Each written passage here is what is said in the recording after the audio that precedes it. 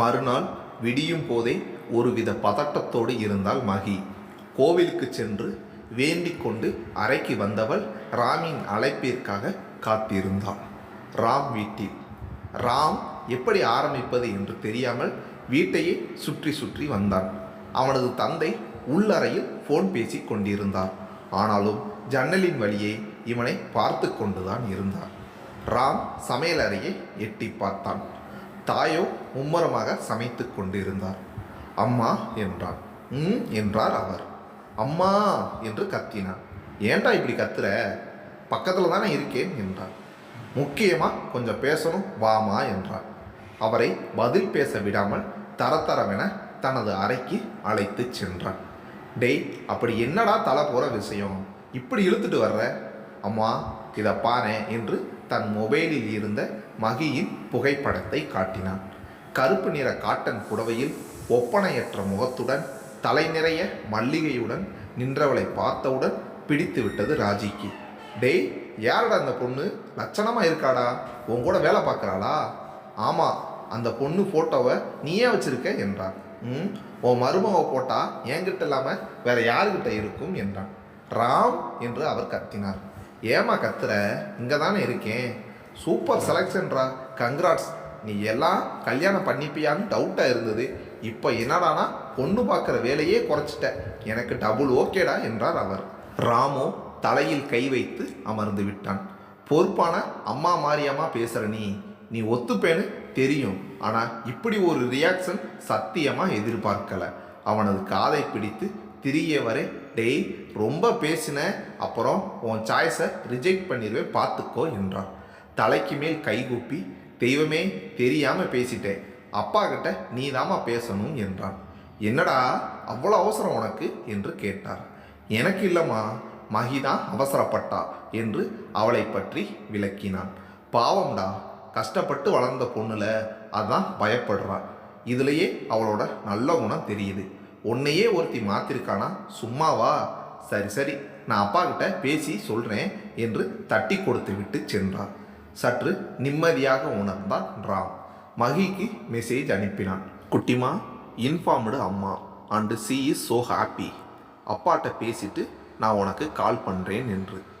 அதற்குள் அவர் காதுக்கு விஷயம் சென்றுவிட ராமை அழைத்தார். வந்து அமர்ந்தவன், சாரிப்பா, உங்ககிட்ட எப்படி சொல்கிறதுன்னு தெரியல, அதான் அம்மாவை சொல்ல சொன்னேன். That's okay Ram. அந்த வயதிலும் போலீஸின் மிடுக்கு அவரிடம் குறையவில்லை. ராமே அவரை பார்த்து பல நேரங்களில் பெருமைப்பட்டுள்ளான். ஸோ அந்த பொண்ணு தான் உன் லைஃப் பார்ட்னர்னு உறுதியாக இருக்க, அப்படித்தானே? எஸ்பா. அப்போ உன்னை பற்றின எல்லா விஷயங்களும் அந்த பொண்ணுக்கு தெரியும், அப்படித்தானே? இதை ராம் சற்றும் எதிர்பார்க்கவில்லை. தடுமாறித்தான் போனான். அது வந்துப்பா என்று இழுத்தான். எஸ் ஆர் நோ சொல்லு போதுராம். கண்டிப்பு இருந்தது அந்த குரலில். நோப்பா என்றான். இதுக்கு நான் ஒத்துப்பேன்னு எப்படி நினச்சராம்? நான் காதலுக்கு எதிரி கிடையாது. அதே நேரத்தில் எந்த உறவுமே பொய்யை அடிப்படையாக வச்சு தொடங்கக்கூடாதுன்னு நினைக்கிறேன். எல்லாத்தையும் அவகிட்ட சொல்லு. அதுக்கப்புறமும் அவள் உன்னை ஏற்றுக்க தயாராக இருந்தால் அடுத்த முகூர்த்தத்திலே கல்யாணம். இப்போ நீ போகலாம் என்றார். ஏனோ வழக்கத்தை விட கடுமை ஏறி இருந்தது அவர் குரலில். அதன் நியாயத்தை உணர்ந்தவன் பதிலேதும் பேசாமல் எழுந்து போய்விட்டான். வெளியே வந்தவனை சமாதானப்படுத்தினார் ராஜி. அப்பா சொல்கிறதும் கரெக்டானடா, நீ சொல்லியிருக்கணும்ல. சரி விடு, சரி பண்ணிடலாம். மகி எங்கே தங்கி இருக்கா, பார்க்கலாமா என்று கேட்டார். இங்கே பக்கத்தில் தாம்மா, பட் இப்போவே பார்க்கணுமா? நிலைமை கொஞ்சம் சரியாகட்டுமே என்றான். அதெல்லாம் முடியாதுடா, அது உன் பிரச்சனை, என்ன அதில் சேர்க்காதே என்றான். சரி, உன்னை பார்த்தா அவனும் ரிலாக்ஸ்டாக ஃபீல் பண்ணுவா, ஈவினிங் போகலாம் என்றான். இப்போவே அவளுக்காக யோசிக்க ஆரம்பிச்சிட்ட? பார்த்துக்கிறேன்டான் என்றார் ராஜி. மகியை ஃபோனில் அழைத்தவன் அருகில் இருக்கும் கோவிலுக்கு வருமாறு கூறினான். அவளும் என்னவோ என்ற பதட்டத்தில் சரி என்று கூறிவிட்டு கிளம்பி சென்றாள். சிறிய கோவில் என்பதால் உள்ளே நுழையும் போதே மகி அவர்களை பார்த்து விட்டாள். உருவ ஒற்றுமையை வைத்தே அது ராமின் தாய் என்பதை கண்டுகொண்டான். கோவில் வாசலில் சிறிது பூ வாங்கி கொண்டு உள்ளே சென்றான். ராம் இருவரையும் அறிமுகப்படுத்தி வைத்தான். வணக்கம்மா என்றாள் மகி. வா மகி, உட்காரு என்றார் ராஜி.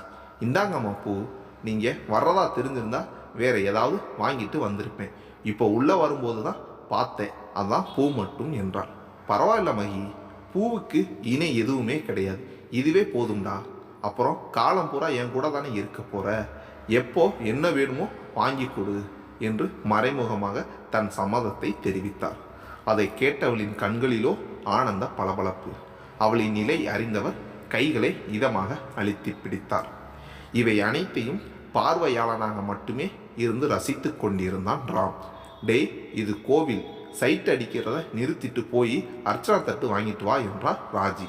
ராம் சிறிது தள்ளி சென்ற பின் ராஜி மகியிடம், ராமோட அப்பாவுக்கும் சம்மதம்தாமா, ஆனால் ஒரு பொறுப்பான அதிகாரியா அப்பாவா அவர் சில விஷயங்களை எதிர்பார்க்கிறார். எல்லாமே கூடிய சீக்கிரம் சரி ஆயிடும்டா, அது வர 2 பேரும் பொறுமையா இருங்க, உங்களுக்கு பக்கபலமா நான் இருக்கேன் என்றார். மகிக்கு ஒன்றுமே புரியவில்லை. எதை பற்றி பேசுகிறார்கள்? அவரது அப்பா என்ன எதிர்பார்க்கிறார்? ராம் தான் அனைத்திற்கும் பதில் கூற வேண்டும். அப்போதைக்கு சரி என்று தலையாட்டி வைத்தான். ராஜியிடம் பேசியது மனதிற்கு சற்று நிம்மதியாக இருந்தது. சிறிது நேரம் பேசிவிட்டு மூவரும் கிளம்ப தயாராகினர். மகியின் எண்ண ஓட்டத்தை யூகித்தவர், ராம் லேட் ஆகிடுச்சு பாரு, நீ மகியை விட்டுட்டு வா, நான் வீட்டுக்கு கிளம்புறேன் என்று அவர்களுக்கு தனிமை கொடுத்து விலகினார்.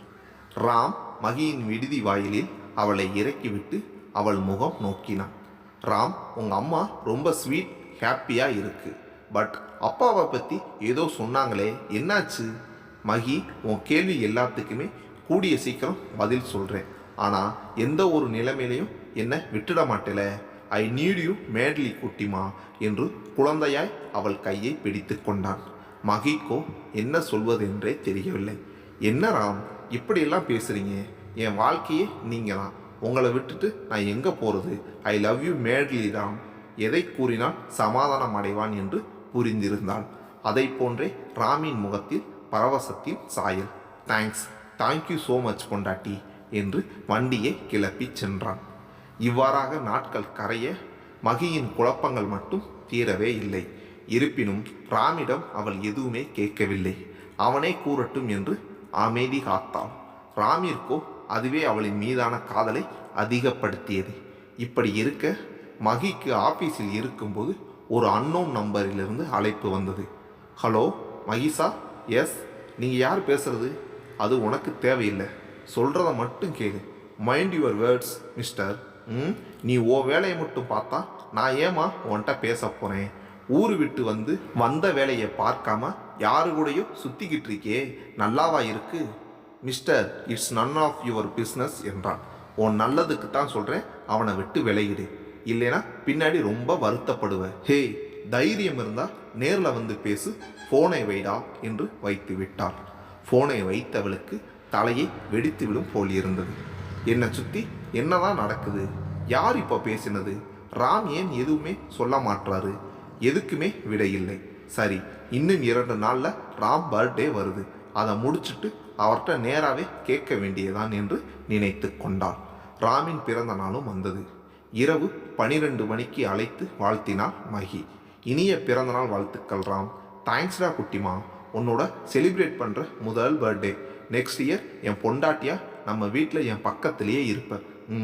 நாளைக்கு மூவி புக் பண்ணியிருக்கேன் Ram, and your birthday gift will be there. ஏ, என்ன சொல்கிற? எதுக்குடா அதெல்லாம்? உன் கூட டைம் ஸ்பெண்ட் பண்ணாலே போதும் எனக்கு என்றான். அதெல்லாம் முடியாது, 2 மணிக்கு ஸோ அதுக்கு ஏற்ற மாதிரி பிளான் பண்ணிக்கோங்க. சரிடா, நாளைக்கு பார்ப்போம் என்று வைத்து விட்டான். மறுநாள் அவளை அழைத்து செல்ல வந்தவன் கை கொள்ளா பைகளோடு நிற்பவளைக் கண்டு அதிர்ந்தான். ஏ குட்டிமா, என்னடா இதெல்லாம்? ராம் ப்ளீஸ், என்கிட்ட எதுவுமே கேட்காதீங்க, போகலாம், வண்டியை எடுங்க என்றான். மறுபேதும் கூறாமல் தேட்டரை அடைந்தான். படம் ஆரம்பித்து 15 நிமிடங்கள் வரை மகி எதுவுமே பேசவில்லை.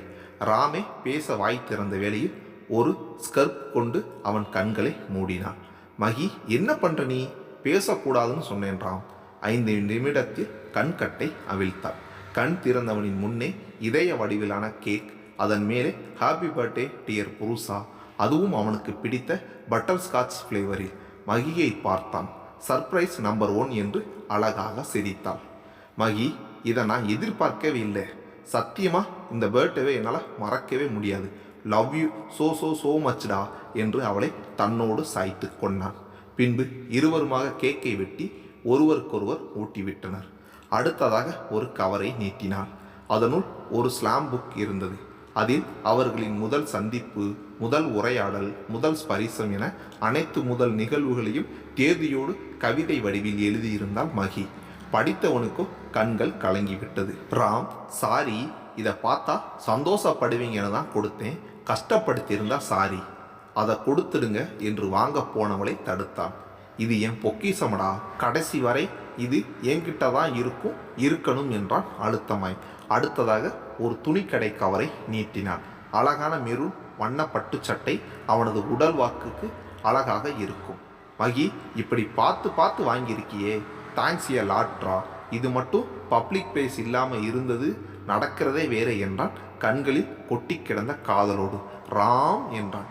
படம் முடிந்து வெளியே வந்தவர்கள் சாப்பிடுவதற்காக அருகில் இருக்கும் ஹோட்டலுக்கு சென்றனர். வேண்டியதை ஆர்டர் செய்துவிட்டு ஏதோ பேச நினைத்தவர்கள் தயங்கினர். பின் இருவரும் ஒரே நேரத்தில் உன்கிட்ட ஒரு விஷயம் சொல்லணும் என்றனர். ராம் சிரித்து கொண்டே, நீயே சொல்லு மகி. ஒரு கணம் தயங்கியவள் பின், ராம், 2 நாள் முன்னாடி எனக்கு ஒரு ஃபோன் கால் வந்தது என அவன் கூறிய அனைத்தையும் கூறினான். கேட்டவனின் முகமோ கோபத்தின் உச்சியில் இருந்தது. மகியோ ஒரு நொடி ஆடித்தான் போனாள். ராம் என்றான். என்ன மகி, இதை ஏன் உடனே சொல்லலை? ஹவு டேர் தே ஆர், இதை நான் சும்மா விட மாட்டேன் என்றான். அப்போ அது யாருன்னு உங்களுக்கு தெரியுமா ராம் என்றான். ஒரு நீண்ட மூச்சு இழுத்தவன், தெரியும் மகி, அது உனக்கான மிரட்டல் இல்லை, உன்னை வச்சு எனக்கான மிரட்டல் என்றான். ராம் என்று அவனை பார்த்தாள். இதை நீ சொல்லாமல் இருந்திருந்தாலும் இன்னைக்கு எல்லா உண்மையும் உன்கிட்ட சொல்லிடலாம்னு தான் வந்தேன். அதுக்கான நேரம் வந்துடுச்சு மகி. இப்போ நான் சொல்ல போகிறத உன்கிட்ட சொல்லணும்னு பல தடவை முயற்சி பண்ணியிருக்கேன். பட் அதுக்கான டைம் அமையவில்லை. மற்றபடி உன்கிட்ட மறைக்கணும்னு நினைச்சதே கிடையாது என்றான். அதன் பின் அங்கு சில நிமிட மௌனம். ராமே அதை கலைத்தான். மகி, நான் எந்த எம்என்சி கம்பெனிலையும் வேலை பார்க்கல. இன்ஃபேக்ட் நீ வர்றதுக்கு 2 மாதத்துக்கு முன்னாடி தான் நான் அங்கே ஜாயின் பண்ணியிருந்தேன். பரணியும் அப்படித்தான். ஆனால் டீமில் யாருக்கும் அது தெரியாது. வேறு ப்ராஜெக்டில் இருந்து ட்ரான்ஸ்ஃபரில் வந்ததா நினச்சிக்கிட்டு இருக்காங்க. நாங்களும் அப்படி தான் மெயின்டைன் பண்ணிக்கிட்டு இருக்கோம். பட் எல்லாமே போலீஸ் டிபார்ட்மெண்ட்டோட சீக்ரெட்ஸ்க்காகத்தான். நான் என்ன வேலை செய்கிறேன்னா